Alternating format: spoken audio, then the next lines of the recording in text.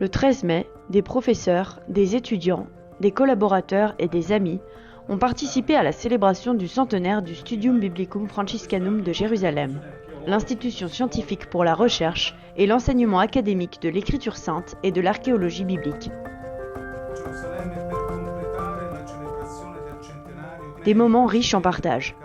Pour reprendre les mots du frère Rosario Pieri, doyen du SBF, le 13 mai, jour de Notre-Dame de Fatima, était un jour heureux pour célébrer cet anniversaire. Il complète le centenaire de la fondation du SBF, parce qu'après la rencontre avec le pape au Vatican, après la conférence tenue à Rome à l'université pontificale de Saint-Antoine, il était indispensable de programmer une fête ici, dans la ville sainte, afin de partager la joie de la commémoration avec ceux qui n'ont pas pu venir à Rome. Le frère Rosario a également remercié toutes les autorités présentes à l'événement. Pour le frère Francesco Patton, custode de Terre Sainte, la contribution apportée par le SBF ces 100 dernières années a été extrêmement précieuse.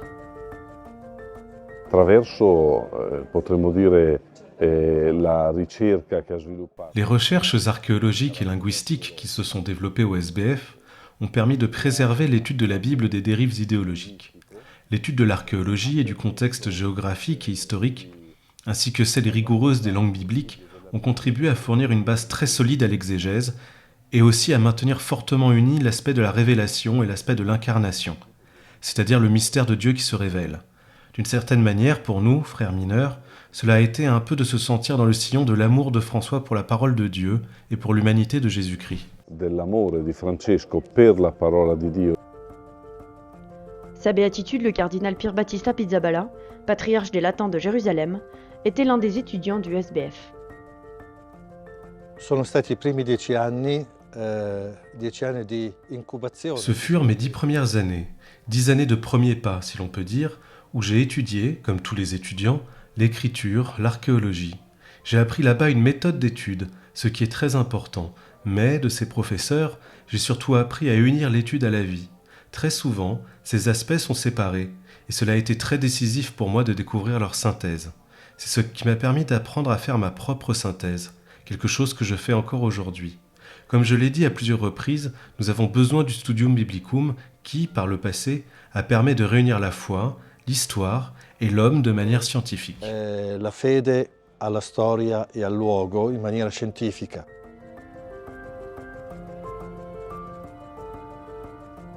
Monseigneur Jamie Spengler, président de la Conférence nationale des évêques du Brésil et du Conseil épiscopal latino-américain, qui a étudié à Jérusalem de 87 à 90, était également invité à la célébration. Malheureusement, en raison de la situation tragique causée par des inondations dans le sud du Brésil, son voyage a dû être annulé, et il a donc envoyé un message vidéo. Une fois de plus, a-t-il ainsi déclaré, je voudrais dire 1000 fois merci à la custodie de Terre Sainte. Que Dieu ne vous récompense pas par le double de ce que vous avez accompli, mais par la mesure de l'Évangile, c'est-à-dire 100 fois plus. Bonne célébration. Grazie. Buona celebrazione. Le frère Alessandro Coniglio, professeur au SBF, a présenté les activités du Studium.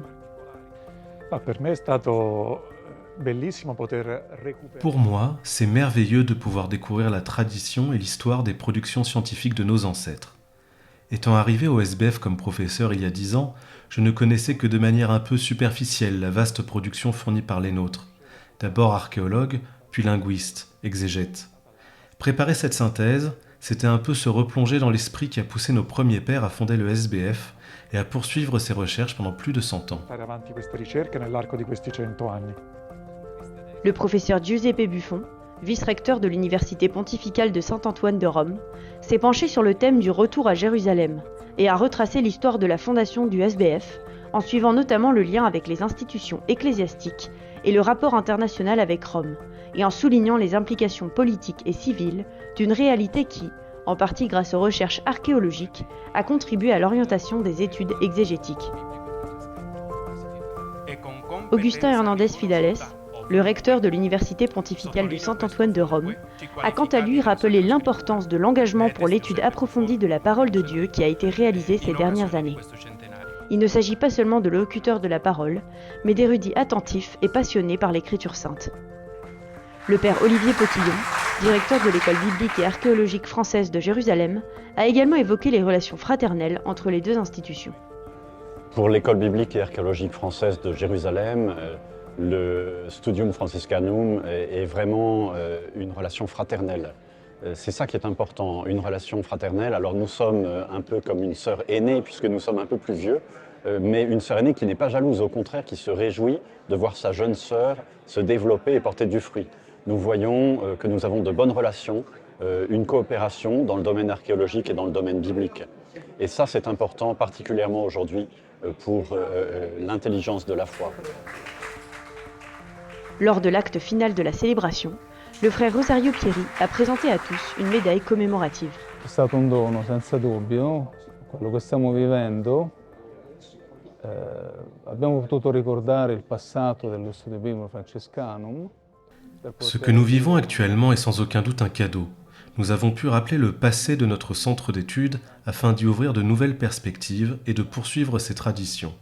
Il y a eu le témoignage du patriarche, qui a été étudiant au SBF, le témoignage très émouvant de Monseigneur Spengler, qui n'a pas pu venir, mais qui nous a quand même envoyé un magnifique message en vidéo. Cette célébration du centenaire, cette journée vers Jérusalem était vraiment nécessaire. Nous l'avons vécu d'abord à Rome, avec le Saint-Père, et aujourd'hui nous le vivons ici, en famille, pour la famille, avec tant d'amis et avec tant de personnes qui nous aiment.